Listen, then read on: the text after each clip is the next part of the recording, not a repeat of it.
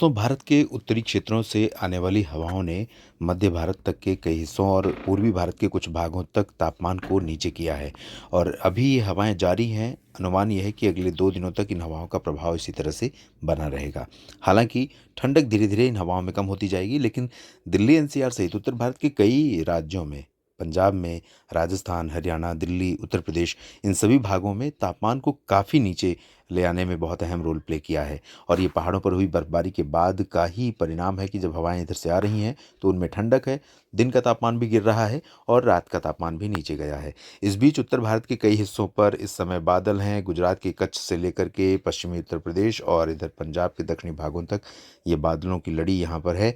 और ये लड़ी हो सकता है कि उत्तर प्रदेश के तराई वाले क्षेत्रों तक पहुँचते पहुँचते उत्तराखंड और हिमाचल प्रदेश के जो दक्षिणी क्षेत्र हैं, इन भागों तक पहुँचते पहुँचते ये वाला जो पोर्शन है, यहाँ पर पहुँचते-पहुँचते ये थंडर क्लाउड्स में डेवलप हो जाएँ और कुछ इलाकों में यहाँ पर आंधी तूफ़ान के साथ थोड़ी बहुत बूंदाबांदी या हल्की वर्षा हो जाए। कहीं पर ओले भी गिर सकते हैं, लेकिन उसकी पॉसिबिलिटी बहुत रेयर है। लेकिन रूल आउट नहीं कर सकते, कंडीशंस कुछ फ़ेवरेबल हैं। इसके अलावा दक्षिण भारत में बादल हैं कई जगहों पर, साथ ही साथ बादल यहाँ पर महाराष्ट्र के उत्तरी क्षेत्रों नंदुरबार, धुले, नासिक, जलगाँव और अहिल्यानगर तक दिखाई पड़ रहे हैं। इधर महाराष्ट्र के मराठवाड़ा रीजन से होते हुए नीचे तक बादल दिखाई पड़ रहे हैं। टेम्परेचर अभी बढ़ रहा है उड़ीसा और तटीय आंध्र प्रदेश का और कर्नाटक के कुछ आंतरिक इलाकों का। बाकी जगहों पर अभी थोड़ी सी राहत मिली है। गुजरात में भी पारा बढ़ा है, लेकिन उत्तर की हवाओं ने इस तापमान को नीचे ले जाने में अहम रोल प्ले किया है। और महाराष्ट्र के विदर्भ तथा ये वाला जो रीजन है विदर्भ का, खास तौर पर यहाँ पर क्योंकि हवा में नमी है, लेकिन कुछ ठंडी वाली हवाओं का भी प्रभाव रहेगा। तो इस वजह से कल की तुलना में आज यहाँ पर हालात बेहतर रहेंगे। और बारिश की संभावना की अगर हम बात करें, विदर्भ के कुछ भागों पर टेम्परेचर जो ज़्यादा रह रहा था उसमें थोड़ी कमी आने की संभावना इन्हीं हवाओं के कारण, जैसा कि मैंने कहा। और साथ में यहाँ पर थोड़ा सा टेम्परेचर भी हाई रहेगा। और बारिश की बात जहाँ तक है, तो ये अरुणाचल प्रदेश का रीजन है और असम का कुछ पूर्वी हिस्सा है, जहाँ पर बादल आज रहेंगे और बारिश की उम्मीद भी है। साथ ही साथ तमिल, इधर केरल और कर्नाटक के तटों पर थोड़ी बहुत वर्षा हो सकती है। और जो उत्तर प्रदेश या बिहार, दिल्ली, हरियाणा, पंजाब, मध्य प्रदेश, राजस्थान, इन जगहों पर हवा तेज़ रफ्तार से चल रही थी, हवा की रफ्तार में थोड़ी कमी आने वाली है, लेकिन हवा की दिशा अभी भी उत्तर की रहेगी और ठीक-ठाक हवा रहेगी, जिसके कारण मौसम में ठंडक या मौसम में एक सहजता बनी रहेगी ठंडक होने के कारण। थोड़े बहुत बादल पर्वतीय क्षेत्रों पर भी दिखाई दे रहे हैं और ये बादल जो इधर से पहुँच रहे हैं, इनका कुछ प्रभाव, जैसे कि मैंने बताया, थंडरस्टॉर्म या डस्ट स्टॉर्म के रूप में यहाँ पर दिखाई पड़ सकता है शाम या रात में। अब जानते हैं किस तरह का मौसम रहेगा 30 मार्च को। तो आप देख सकते हैं 30 मार्च को ये बादल यहाँ पर हो सकता है सुबह के समय थोड़ी बहुत गतिविधियाँ दे पाएँ। अभी डब्ल्यूडी का प्रभाव नहीं है, लेकिन थोड़े बहुत बादल यहाँ पर रहेंगे। तो उम्मीद की जा सकती है जो अ, ये हिमाचल प्रदेश तथा लद्दाख का रीजन है, इन भागों में कहीं-कहीं पर हल्की-फुल्की बारिश या हल्के-फुल्के हिमपात की, लेकिन बहुत हायर रीचेज़ पर। नीचे की तरफ कोई ज़्यादा संभावना, कुछ संभावना नहीं है। इधर अरुणाचल में थोड़ी बहुत बारिश कल भी देखने को मिल सकती है 30 मार्च को, और केरल तथा तटीय कर्नाटक पर भी छिटपुट बारिश हो सकती है। बादल साउथ से, दक्षिण से मध्य भारत के कुछ हिस्सों तक दिखाई पड़ेंगे इस तरह से। इन रीजन्स में आंध्र प्रदेश का तटीय क्षेत्र भी प्रभावित होगा। तेलंगाना, कर्नाटक, महाराष्ट्र का दक्षिणी रीजन और साउथ पेनिनसुलर रीजन, इन भागों में बादल रहेंगे। पर्वतीय क्षेत्रों उत्तर भारत के जो हैं, उनके अलावा जो मैदानी इलाके हैं, यहाँ पर बादल कम हो जाएंगे। हालांकि हवा का रुख, हवा का प्रभाव लगभग उसी तरह से जारी रहेगा, जैसे आज रहेगा उसी तरह का कल प्रभाव रहेगा।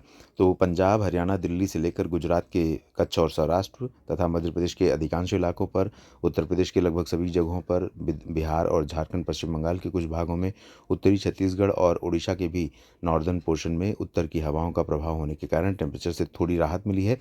हालांकि जो दक्षिणी उड़ीसा और तटीय उड़ीसा का रीजन है और आंध्र प्रदेश का तटीय क्षेत्र है, यहाँ पर गर्मी काफ़ी ज़्यादा बनी रहेगी।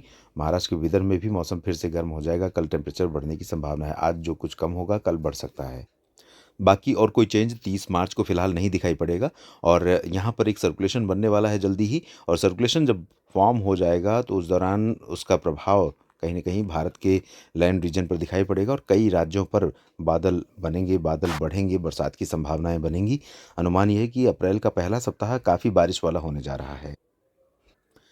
यहाँ पर आप देख सकते हैं गुजरात पर और मध्य प्रदेश के पश्चिमी भागों पर, साथ ही साथ महाराष्ट्र के कुछ हिस्सों पर मुंबई या गोवा से कह सकता हूँ मैं, गोवा से लेकर के मराठवाड़ा के कुछ रीजन, दक्षिण पश्चिमी मध्य प्रदेश, गुजरात के कुछ रीजन, यहाँ पर बादल दिखाई पड़ेंगे और साथ ही साथ बारिश की धूल भरी आंधी के साथ, बादलों की गर्जना के साथ बारिश की संभावना भी बनेगी।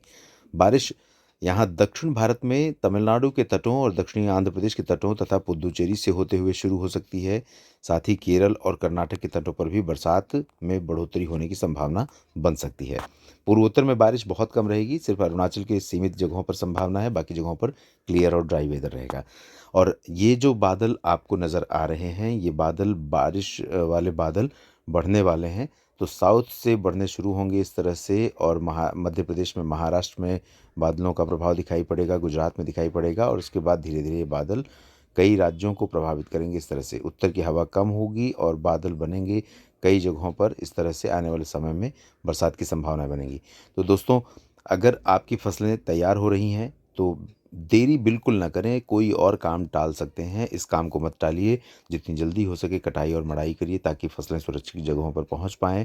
उत्तर भारत में पहाड़ों पर अभी कोई डब्ल्यूडी नहीं है, और मैदानी क्षेत्रों में तीसरे दिन भी, 31 मार्च के दिन भी अनुमान ये है कि ठंडी हवाएं यहाँ तक चलती रहेंगी। झारखंड और बिहार, उत्तर प्रदेश, उत्तरी मध्य प्रदेश, राजस्थान के अधिकांश हिस्सों, पंजाब, हरियाणा, दिल्ली, तो इन सभी जगहों पर, क्योंकि सोर्स उत्तर के पहाड़ हैं, जहाँ पर बर्फ़बारी हुई है हाल के समय में, या लंबे समय से काफ़ी दिनों की बर्फ़बारी के बाद ये हवाएं अब चलनी शुरू हुई हैं।